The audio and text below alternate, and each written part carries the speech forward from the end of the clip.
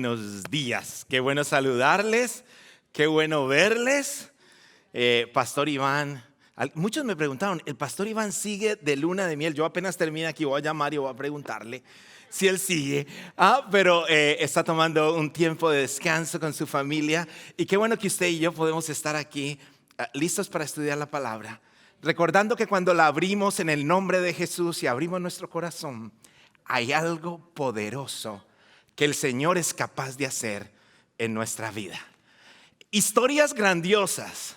Si te das cuenta de la serie del verano, es increíble mirarlo de historias grandiosas, porque cuando miras este libro y lo lees de principio a fin, vas a encontrar historias grandiosas, espectaculares en personas comunes y corrientes como usted y como yo. Y eso es lo grandioso. Eso es lo grandioso, porque ahí es donde se ve la mano poderosa de nuestro Dios. ¿Estás listo para estudiar la palabra? Oremos. Padre, gracias porque tu palabra es verdad. La queremos abrir en el nombre de Jesús el día de hoy, porque tú eres grandioso y detrás de esta palabra hay historias grandiosas que transformaron vidas y que transforman vidas hoy para los que quieran recibirla en Cristo Jesús. Amén y amén. ¿Quién se ha sentido cansado? No cansado, frustrado. ¿Quién estuvo frustrado esta mañana porque alguien no salía rápido de la casa? Ya, y levantan esa mano rapidito, ¿no?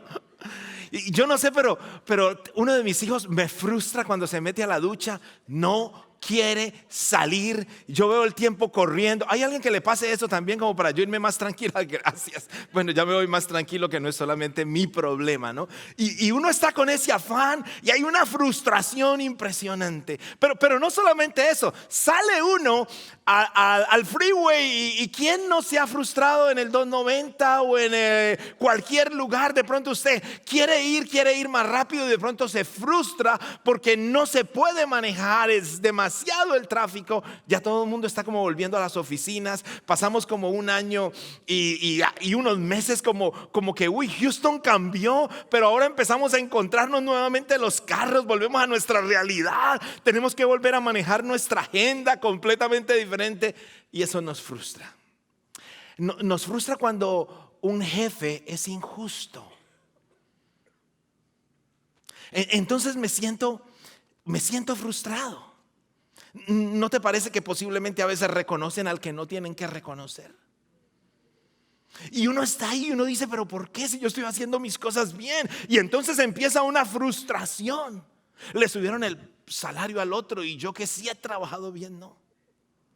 Y entonces empieza uno a ver como algunas injusticias, y las injusticias nos frustran. Nos frustran cuando queremos vivir de una manera, pero vivimos oprimidos. Eso nos frustra. Nos frustra cuando hay cantidad de injusticias en diferentes partes. Por ejemplo, a veces en los deportes termina un partido y terminamos frustrados. Yo tengo una foto aquí y quiero saber quién recuerda eso. ¿Cómo? Dígalo duro. No era penal. Mexicano que se respete lo conoce. 29 de junio del 2014, México-Holanda. Y este hombre, mire el estilo para lanzarse. Y todo mundo en México decía no era penal. Y lo interesante es que fue tan frustrante que pasó un año y lo siguieron celebrando. Y si usted pone no era penal en Google, le sale cualquier cantidad de fotos, películas, chistes, lo que usted quiera. Ya me están bloqueando, ¿no? No me estoy burlando de México, no. Se empieza a frustrar. Pero como es mi primer mensaje hoy, todavía no me he frustrado. Vengo todavía con mucha paciencia. Pero son cosas que nos pasan a nosotros en la vida. Son cosas que a veces llegan a nuestro corazón y no nos dejan vivir de la mejor manera. ¿Sabes que hay una historia grandiosa en la Escritura de un hombre llamado Gedeón? Yo sé que muchos la conocen, pero es tan poderosa. Es una historia de un hombre que estaba frustrado, un hombre que estaba tan limitado, un hombre que posiblemente tenía muchos temores y estaba completamente escondido. De tal manera estaba escondido Gedeón que él, cuando el trigo, tenían la cosecha del trigo, inmediatamente la escondían. ¿Qué pasaba en ese momento? Venían, apenas la cosecha estaba lista, venían los pueblos de alrededor de Israel, tomaban completamente la cosecha, se la robaban y se la llevaban, y Gedeón estaba frustrado. Y Gedeón estaba en esta posición, sentado debajo de un árbol, guardando y escondiendo el trigo cuando pasa algo en su vida. Y yo quiero que usted me acompañe a este relato, porque es un relato extraordinario de un hombre como usted y como yo, con situaciones que nos frustran, con situaciones que los limitan y con situaciones que muchas veces nos dejan estacionados en la vida sin entender que el Señor tiene algo extraordinario para usted y para mí. Y está en Jueces capítulo 6, versículo 11, y dice así la palabra del Señor. El ángel del Señor vino y se sentó bajo la encina que está en Ofra, la cual pertenecía a Joás. Déjeme explicarle un poquito. En realidad todo lo que dice aquí es que se sentó debajo de un árbol grande, ¿ok? Del clan de Abiezer. Su hijo Gedeón estaba trillando trigo en un lagar para protegerlo de los madianitas. Estaba preparándose para guardar completamente todo. Cuando el ángel del Señor se le apareció a Gedeón, le dijo: el Señor está contigo, y declara dos palabras: guerrero valiente. Guerrero valiente. Yo creo que Gedeón se sorprendió en ese momento, porque lo que él estaba haciendo era escondiendo el trigo para que no se lo robaran, y él estaba completamente frustrado y desanimado, y la conversación nos lleva a eso. Versículo 13. Pero Señor, replicó Gedeón. Si usted mira ese Señor en su Biblia, se va a dar cuenta que ese Señor está con ese minúscula, quiere decir todavía no notaba la grandeza de nuestro Dios. Replicó Gedeón: si el Señor está con nosotros, ¿cómo es que nos sucede todo esto? ¿Dónde están todas las maravillas que nos contaron nuestros padres cuando decían: el Señor nos sacó de Egipto? La verdad es que el Señor nos ha desamparado y nos ha entregado en manos de Madián. ¿Quiere leer conmigo esa última parte? Desamparado y nos ha entregado en manos de Madián. Dígalo conmigo: desamparado y nos ha entregado en manos de Madián. Ahora, ¿por qué les digo que repiten esto? Porque muchas veces nos pasa a nosotros. Cuando empezamos a tener diferentes situaciones en nuestra vida, diferentes complicaciones, nosotros empezamos a decirle: el Señor me desamparó, el Señor no me mira, el Señor no se acuerda de mí, el Señor no sabe qué pasa conmigo, el Señor ya no hace milagros. Y empiezo a echarle la culpa por la frustración que tengo al Señor que yo tengo, a mi Rey. Ahora, yo quiero, antes de seguir con esto, ir al versículo 1, porque es interesante lo que pasa cuando nosotros nos separamos del Señor. Mire lo que dice el versículo 1 de Jueces capítulo 6. Dice: los israelitas hicieron lo que le ofende al Señor, y Él los entregó en manos de los madianitas durante 7 años. Ahora, ¿qué vemos aquí? Lo que vemos aquí rápidamente es que ellos primero le fallan al Señor, y cuando yo me salgo de la sombra del omnipotente, empiezo a meterme en la sombra de mis fuerzas, de lo que yo puedo hacer, y ahí estoy en desventaja. ¿Por qué? Porque tengo un enemigo mucho más fuerte que mis fuerzas, que rápidamente me va a llevar a no poder vivir una vida extraordinaria. ¿Por qué? Porque me salí del abrigo del Señor. Me salí del omnipotente, de la sombra de Él, para caminar en las cosas que yo tengo. Pero cuando vivo la situación, le hago reclamos al Señor. Y eso es lo que vamos a hablar hoy. ¿Cómo poder salir de algo que posiblemente me está estancando en la vida? ¿Cómo poder salir de algo que me está atrapando? ¿Cómo poder salir de algo que posiblemente me estacionó en una estación de mi vida y yo no puedo avanzar, y pasan los días, pasan las horas y sigo completamente igual? Y no estoy mirando que en mi vida haya un fruto todavía más grande. Estoy solamente allí esperando y viendo pasar los demás y quedando con algunos que se han quedado estacionados en el caminar. Muchas de estas cosas pueden ser porque hay algo que me tiene atado, porque hay un pecado que me tiene atrapado, porque hay algo que no me permite poder vivir lo que el Señor tiene para mí. Entonces estoy completamente estacionado. Y cuando miro esto, rápidamente puedo encontrar elementos que me permiten a mí salir de aquí, porque Gedeón, y lo grandioso de la historia de Gedeón es que primero el Señor le dice guerrero valiente y él no le cree. El Señor le insiste, y cuando él le cree al Señor, cosas extraordinarias empiezan a pasar.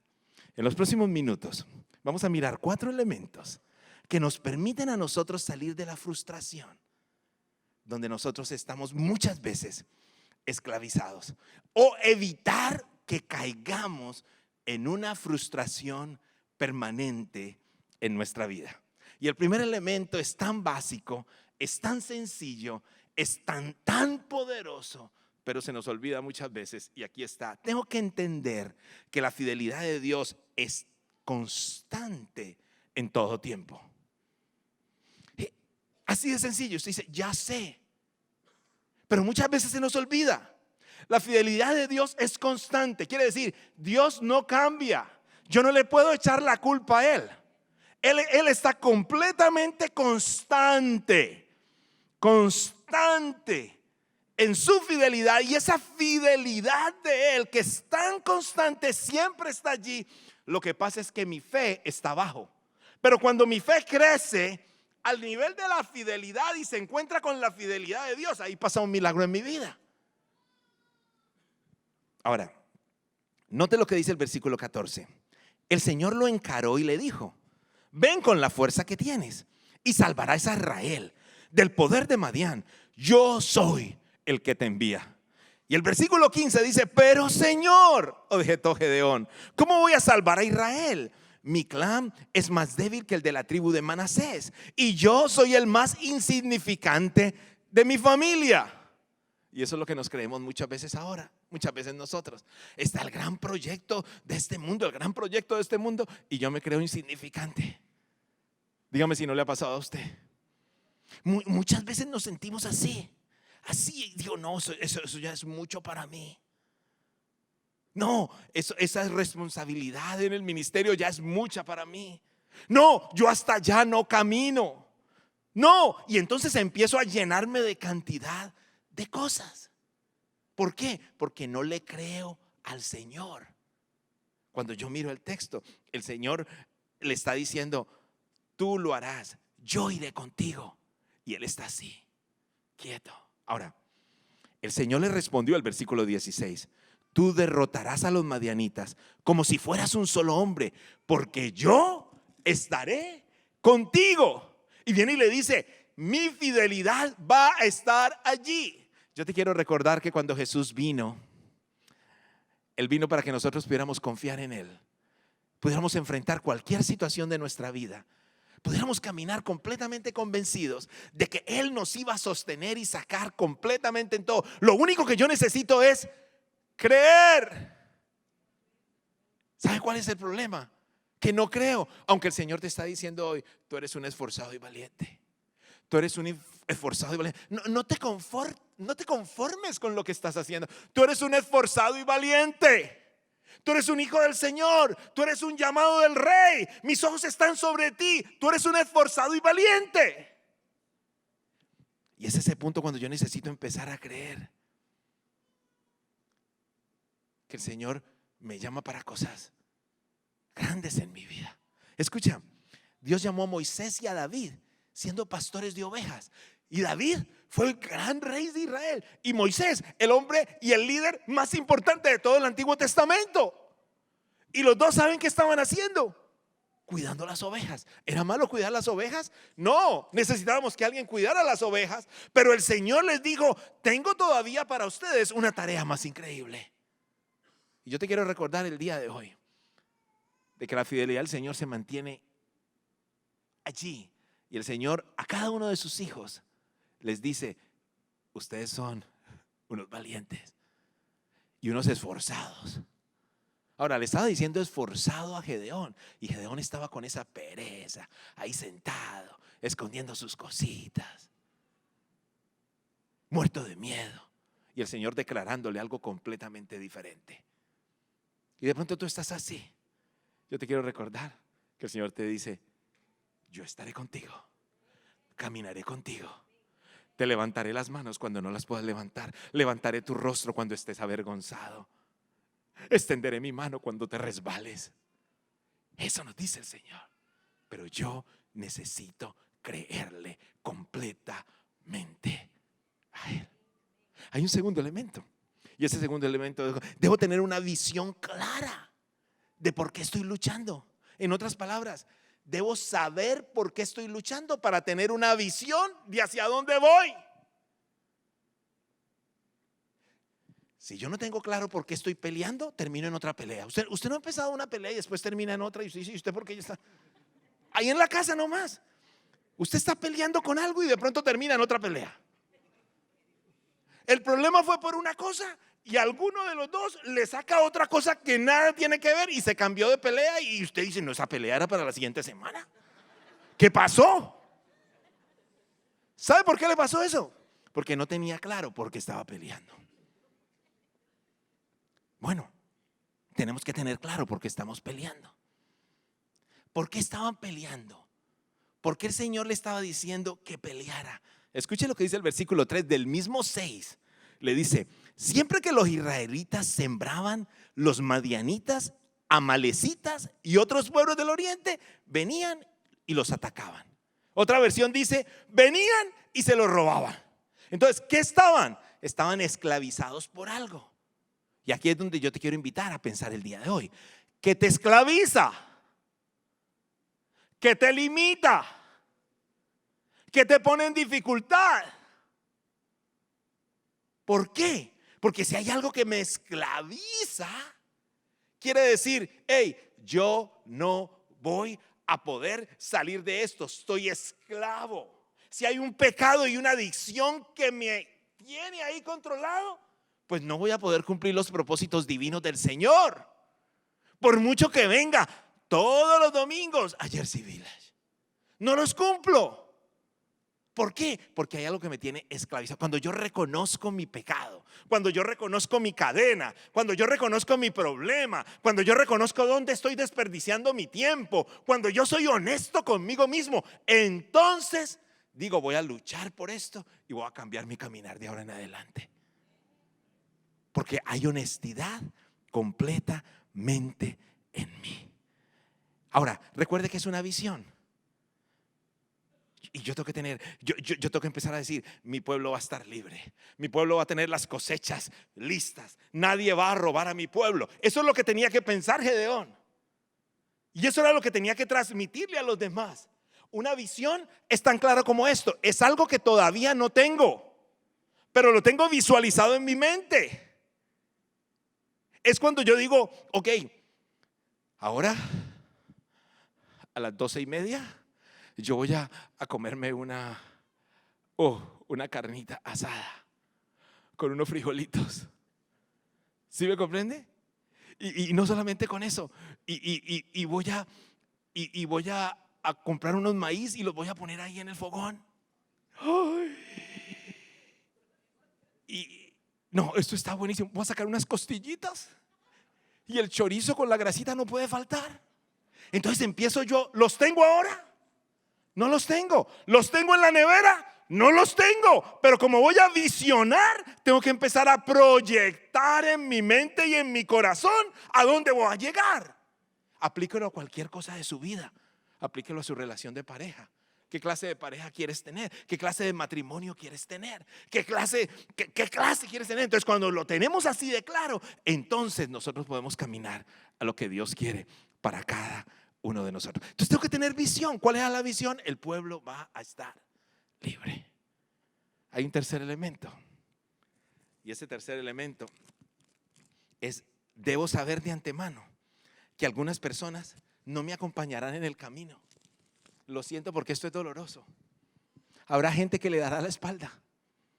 El amigazo ese con que pensabas, o la super amiga esa, algún día de pronto te dará la espalda y te dirá: no, sabes que yo sinceramente no estoy listo para caminar esto.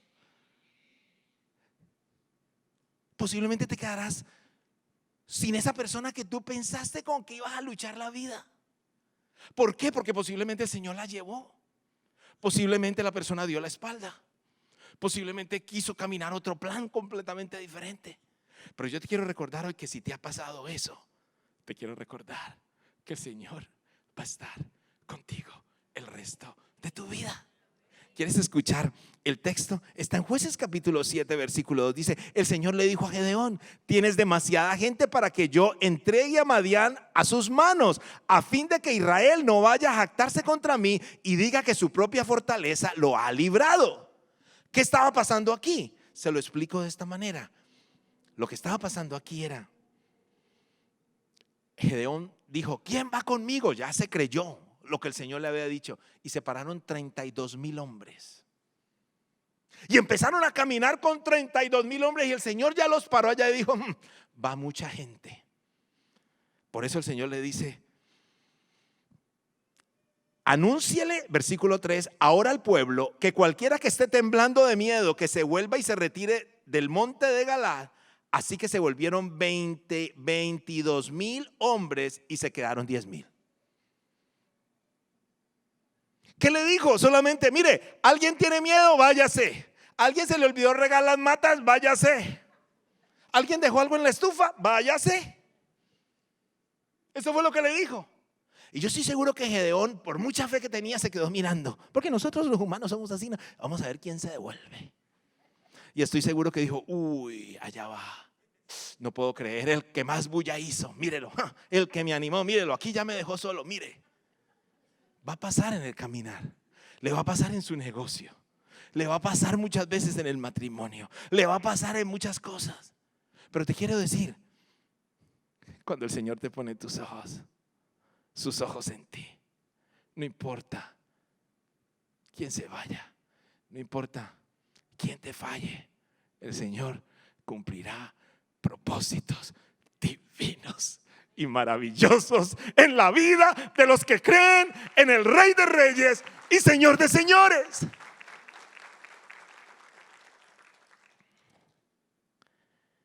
Se fueron 22,000. Pero el versículo 4 dice: pero el Señor le dijo a Gedeón: todavía hay demasiada gente, hazlos bajar del agua, hazlos bajar al agua, y allí los seleccionaré por ti.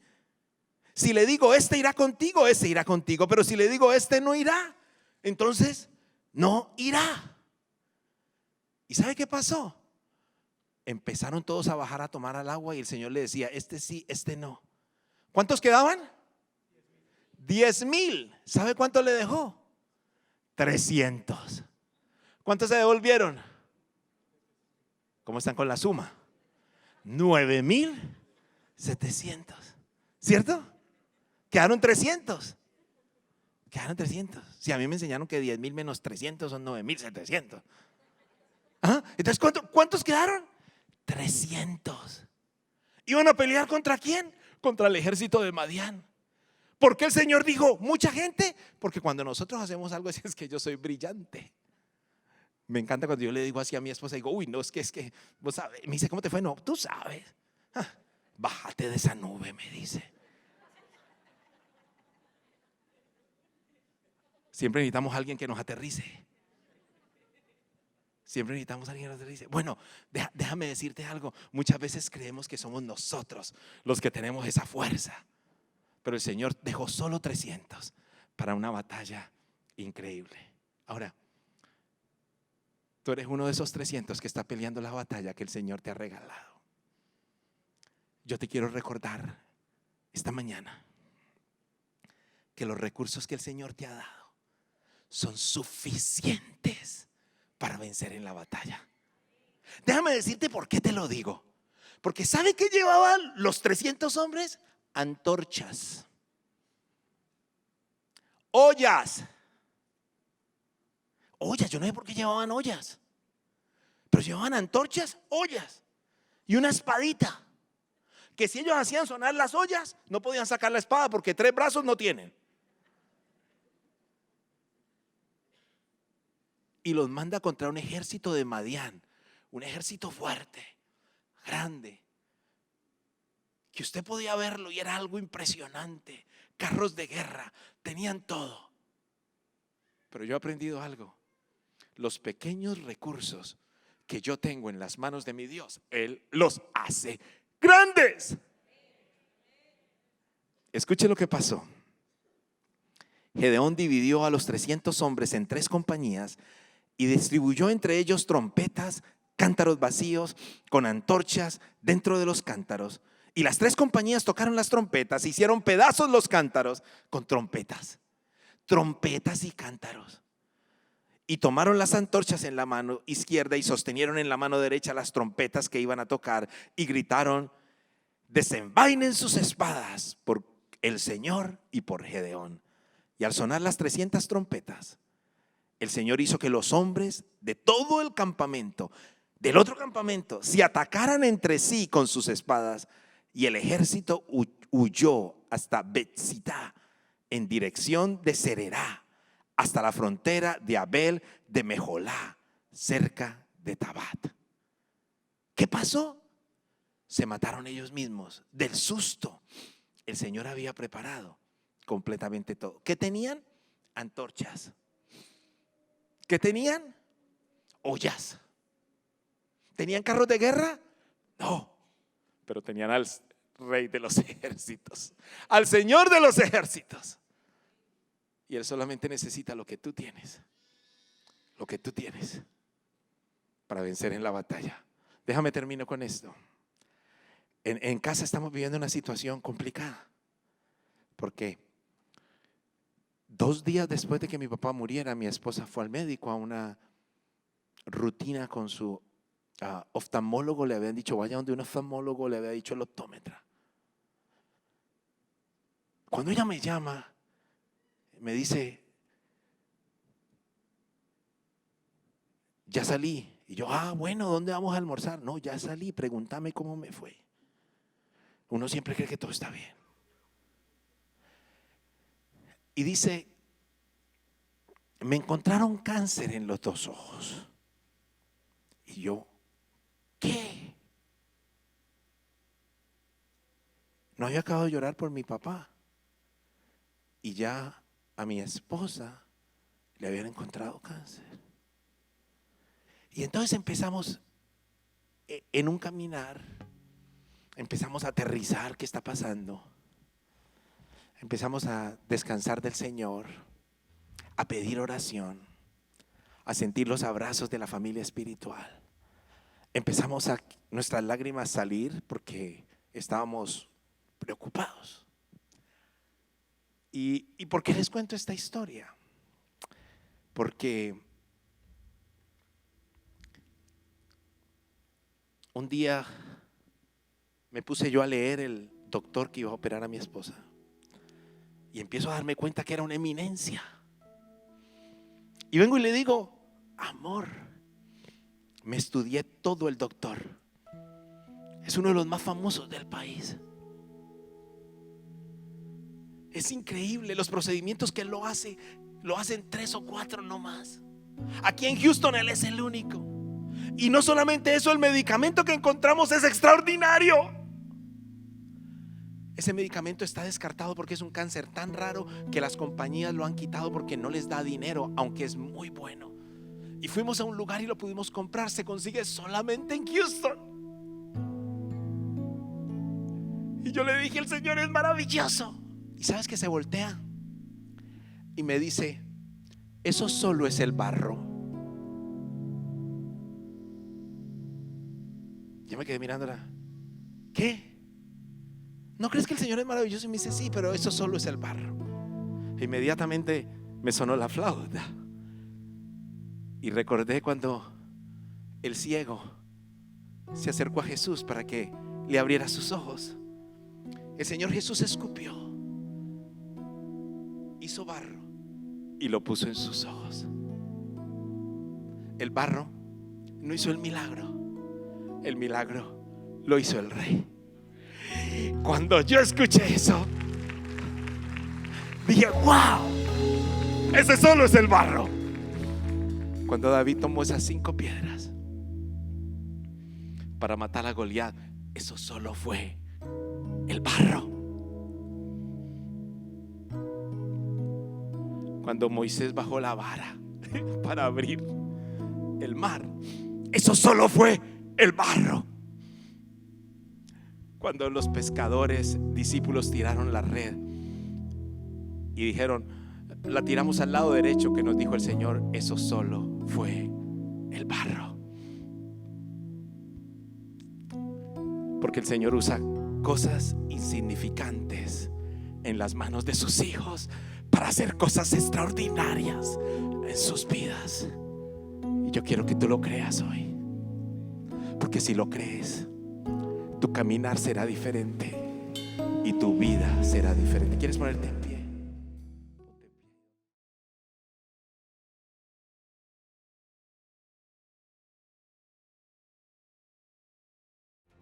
Gracias por participar del servicio a través del internet.